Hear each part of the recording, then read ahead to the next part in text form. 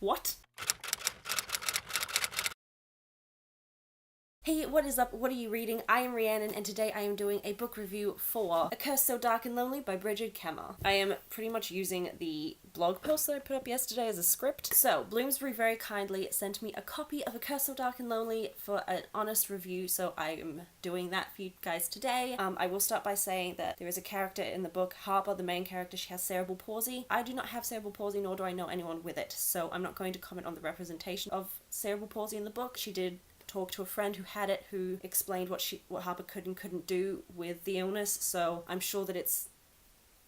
But again, I'm not going to say whether or not it is because I have no experience with it, so it wouldn't be my place. With that being said, let us jump into the review. So, A Curse So Dark and Lonely is a Beauty and the Beast retelling, but it is absolutely nothing like what you have experienced already. There's so many retellings of this story in the world, but this is so different to anything you would have read already, I promise you. So we follow the same kind of conventions, the same sort of like cursed prince, need a girl to fall in love with him to break the curse kind of thing, and obviously there's a beast, but that is where the story ends. Like the original like Beauty and the Beast ends, and instead we get a tale of magic and politics and fighting and learning how to trust someone after going through so much crap in your life. So essentially you have Harper, who is the main character, and you have Prince Ren, who is the cursed prince, and then you have Commander Grey. And Ren and Commander Grey have been trying to break the curse for about 300 years, I think she said, and it has never been broken. And so when Harper comes in, and she was taken without the intention of her being the girl for that season, things kind of go a little...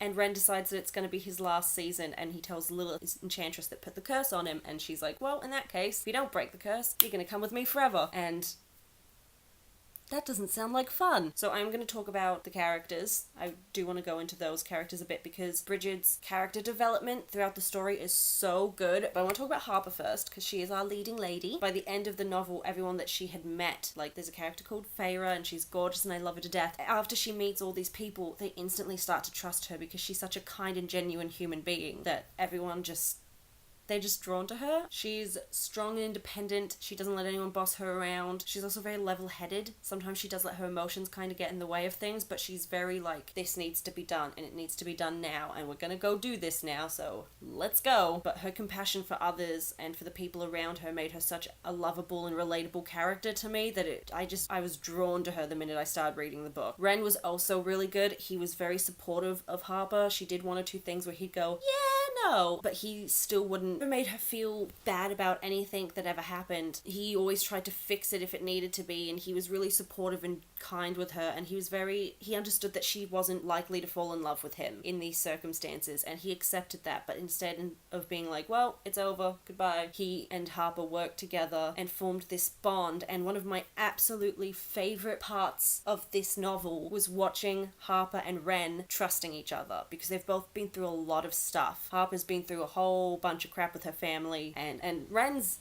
family are really dead. There's no other way to say that. And so they kind of have this bond over that they, they've both been through a lot of stuff, and watching them learn how to trust each other and form this friendship was really, really nice. It was really nice because it wasn't an insta-love type of thing. It wasn't, oh, he's attractive, you're mine. It was a slow burn kind of thing. And then the final character I want to talk about is my favorite, and that is Scary Grey. I love him so much. I love Scary Grey to pieces.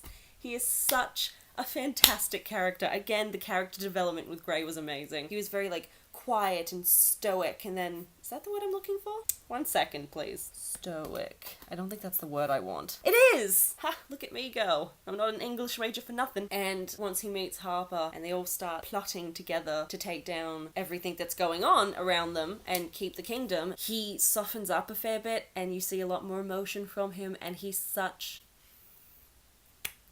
I love him so much. His loyalty to Ren was intense. He would do anything for that man. And it was really nice to see two men protecting each other so much. I don't feel we get a lot of that in books these days. We should. And another thing that I really loved about Ren was that he would let himself be beaten and broken by Lilith over and over and over again if it meant protecting not only his people, but specifically Grey. Ren would run in and be like, no, you're not touching him, you're taking me instead. And he was just so selfless about the whole thing. It was really nice to see two people people protecting each other like that. Like, they were so close, but they also weren't, and it was just nice. But yes, obviously Harper and Grey had a bit of a rough start, kind of get that. So, because he is the one that brought her to Emberfell in the first place. And watching them become friends was really nice. They're just really sweet together. But yes, as I've already mentioned, there was no insta-love, which is one of my biggest pet peeves in books, where your character walks in, sees a guy and goes, that one. Mine. Please stop. I like some slow burn, and this book gave me all the slow burn. It was so good. So Harper doesn't fall instantly in love with Ren, so that's really refreshing. But by the end of the story, whether they're in love or not, I'm not saying anything, their relationship is just so beautiful. So either way, anyone would be happy reading these two characters together, because they're just, I can't get over how beautiful their friendship and their, like, how they end up trusting each other is. It's so dang nice. Another thing that I found super, super, super interesting was the curse. So normally the curse is, in the books, is that, and he spends the rest of his life as a beast, or something like that. Like, it's always a physical thing. This curse does get physical, but it doesn't start physical. It's not the same kind of curse that you're used to in other Beauty and the Beast retellings. It's so different, and it's so, so good. I loved the curse in this. I thought it was really unique and imaginative. His appearance and his outward charm is not something that is ever hidden. It's not, I'm a big... what is he meant to be based off of in the Disney movie? A warthog or something? I don't remember, but, you know, he doesn't have horns or anything. And the beast himself comes out as different things each time. So I think it's been like a dragon and a lion or something. But this one, the one that you see in this book, oh my goodness, I am obsessed with the image of this beast. Like, the different animals put together to make it is so, it's so interesting. So interesting. Once you read it, I need all of you who read this book to just comment down below what you thought about the beast, because I thought he looked, in my brain, so good. So the whole lead up to the end of the book was just incredible. There was a battle scene that didn't drag out too long. It was just the right amount of battle, because we all know that a battle scene that goes too long can get very boring. And then after the fighting, and another big thing happens, which just, goodness me, the plot twist happens. Now, if you know me, or you've been following my blog or my social media for a long time, you know I like a good plot twist. They kind of dropped a few hints about some things, and I was like, I know who it is. I didn't know who it was. I was very wrong. Very wrong. And when I found out who it was, I was on the bus going home from work, nearly screamed. I'm not joking. I was on a bus full of people, and I nearly screamed. So that's... yep, that's there. On to, like, the whole book itself. Bridget writes so beautifully. So it's very descriptive, but it's not overly descriptive. So having enough of a description to be like, this is what they're wearing, and this is how they're feeling, and this is what this looks like, while also not being overly descriptive, is really nice, because it just allows you to have that nice image in your head. I am one of those people that does vision things in my head when I'm reading. The story was also really well paced. It wasn't too fast. It wasn't too slow. There was no point where I was like, what does that mean? Because they kind of glossed over it to get on with the story, which is good. And then obviously also the character development was really nice. I really loved watching all of the characters grow, gaining confidence in themselves to do the things that they need to get done. It was really, really nice. 10 out of 10. And the world building was really nice too. Like, the world itself was really, it was kind of simple. It was like a forest and a castle, and it wasn't like, but it was such a beautiful place that if I could visit a place in a book, I would like to visit Emberfall, because it just sounds really nice and pretty and kind of relaxing, I guess, apart from the big beast that could come and eat you at any time. You know, technicalities. As always, I have a favourite quote with how things have been going in my life lately. This one really spoke to me. It's from the lovely Feyre, who becomes Harper's, I don't want to say maid, because that's not what she is. Lady in waiting. That's the word I'm looking for. I really needed it when I read it, so it was really nice. And it is, I am always surprised to discover that when the world seems darkest, there exists the greatest opportunity for light.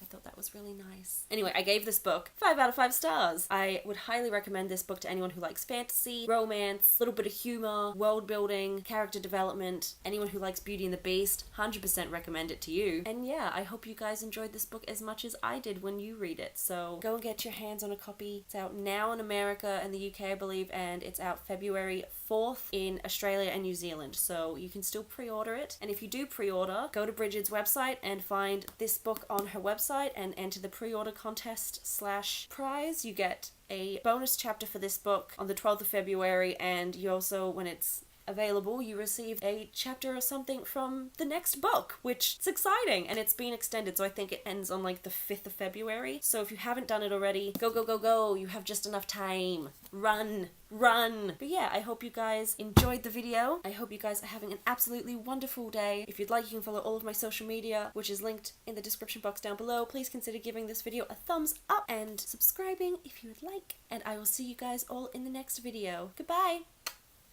Oh, it's raining, thank God.